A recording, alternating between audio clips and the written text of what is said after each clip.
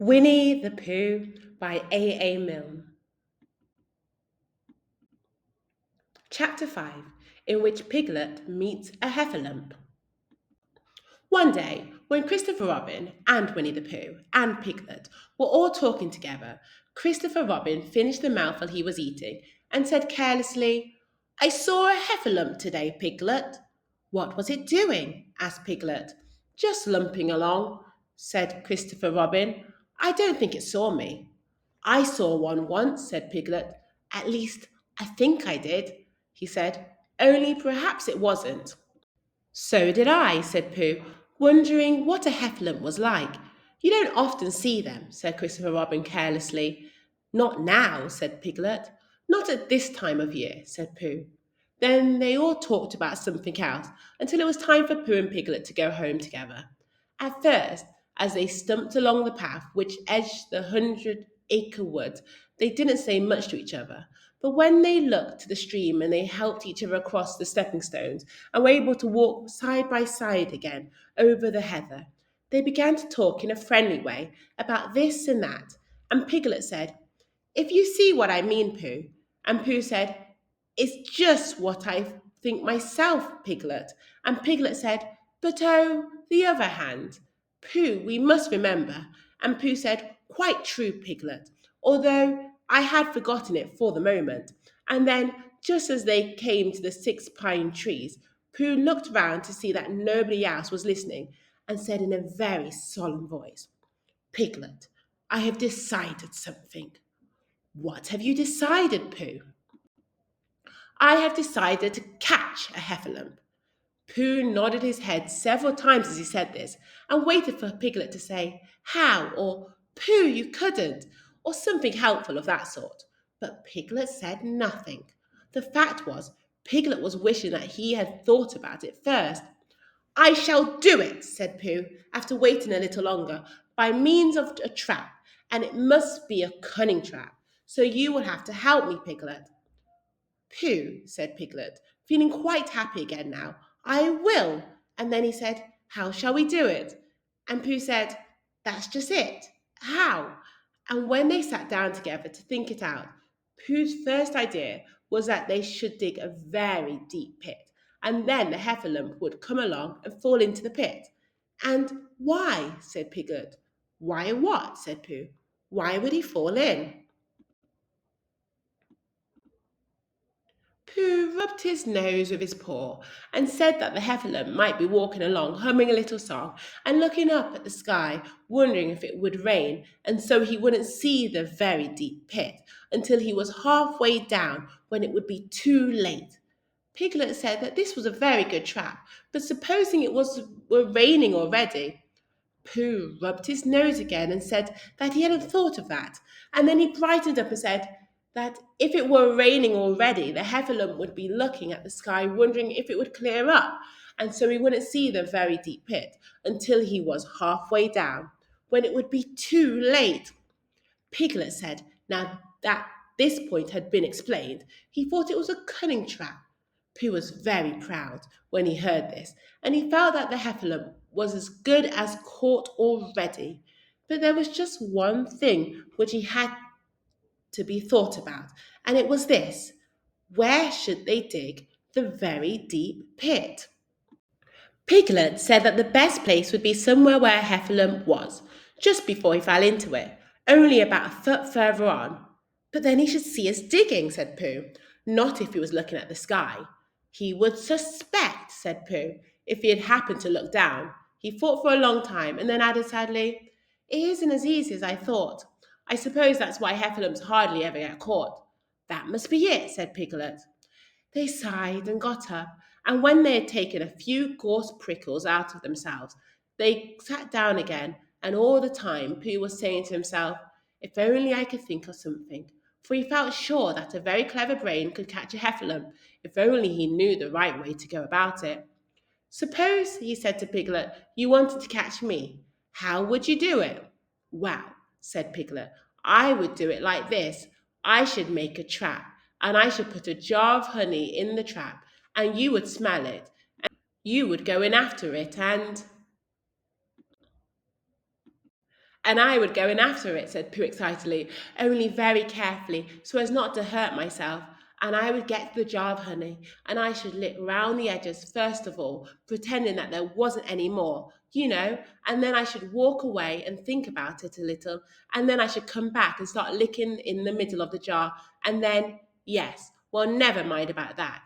Then you would be, and there I should catch you.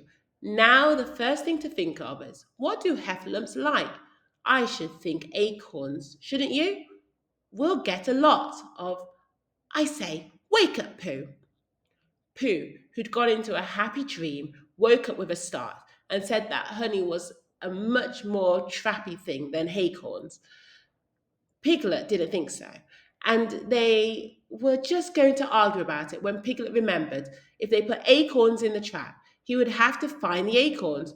But if they put honey, then Pooh would have to give up some of his own honey. So he said, all right, honey then, just as Pooh remembered it too, and was going to say, all right, acorns. Honey, said Piglet to himself in a thoughtful way, as if it were now settled. I'll dig the pit while you go and get the honey. Very well, said Pooh as he stumped off. As soon as he got home, he went to the larder and he stood on a chair and he took down a very large jar of honey from the top shelf. It had honey written on it, but just to make sure, he took off the paper cover and looked at it, and it looked just like honey. But you never can tell, said Pooh. I remember my uncle saying once that he had seen cheese just this colour, so he put his tongue in and took a large lick. Yes, he said, it is, no doubt about that. And honey, I should say, right down to the bottom of the jar. Unless, of course, he said, perhaps somebody put cheese in at the bottom, just for a joke. Perhaps I'd better go a little further, just in case heffalumps don't like cheese, same as me. Ah! And he gave a deep sigh. I was right. It is honey, right the way down. Having made certain of this, he took the jar back to Piglet, and Piglet looked up from the bottom of his very deep pit and said, got it, said Pooh. Yes, but it isn't quite a full jar, and he threw it down to Piglet, and Piglet said, no, it isn't. Is that all you've got left? And Pooh said, yes, because it was. So Piglet put the jar at the bottom of the pit and climbed out, and they went off home together. Well, good night, Pooh, said Piglet when they had got to Pooh's house. And we meet at 6 o'clock tomorrow morning by the pine trees and see how many heffalumps we've got in our trap. 6 o'clock, Piglet. And have you got any string? No, why do you want string? To lead them home with. Oh, I think heffalumps come if you whistle. Some do and some don't. You never can tell with heffalumps. Well, good night. Good night. And off Piglet trotted to his house, Trespassers W, while Pooh made his preparations for bed. Some hours later, just as the night was beginning to steal away, Pooh woke up suddenly with a sinking feeling. He had had that sinking feeling before, and he knew what it meant. He was hungry, so he went to the larder, and he stood on a chair and reached up to the top shelf and found nothing. That's funny, he thought. I know I had a jar of honey there, a full jar of honey, right up to the top, and it had honey written on it, so that I should know it was honey. That's very funny. And then he began to wander up and down, wondering where it was, and murmuring a murmur to himself, like this. It's very, very funny, 'cause I know I had some honey, 'cause it had a label on saying honey, a galoptious full of pot too, and I don't know where it's got to. No, I don't know where it's gone. Well, it's funny. He had murmured this to himself 3 times in a singing sort of way, when suddenly he remembered. He had put it in the cunning trap to catch the heffalump. Bother, said Pooh. It all comes of trying to be kind to heffalumps. And he got into bed. But he couldn't sleep.